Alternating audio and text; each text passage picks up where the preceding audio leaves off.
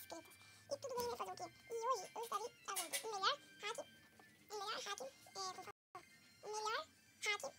para você andar sem sair de casa. Mas acho que é o melhorzinho de todos que eu achei, né?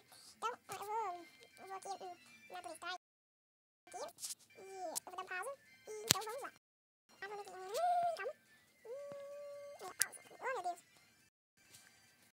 Galera, aqui, estou na Play Store, e vocês vão aqui e pesquisa esse daqui, ó, Fake GPS Go. Esse daqui, ó, você pode escolher ou esse daqui, ó, GPS que eu já tenho, e esse daqui que eu não testei ainda, eu vou testar os dois. Então eu já vou clicar abrir aqui. E ó, eu vou no Rio de Janeiro, então vamos ver lá em São Paulo.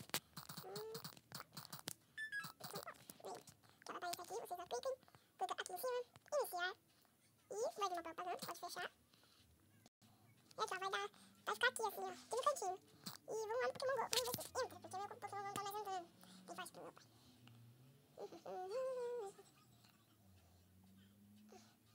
Aí vai ter algumas alternativas aqui, ó, se você quer correr ou não correr, sei lá, se você correr, corre. Ufa, não tá travando. Vamos lá, esse é o primeiro hack de andar sem sair de casa. Se você tem um problema assim, você não pode sair de casa, e aí está. Eu não vou entrar no Pokémon Go agora não, então. O segundo aplicativo é aquele lá, é que eu tinha mostrado primeiro. Ih, meu Deus, travou. Meu Deus, sai, não sei.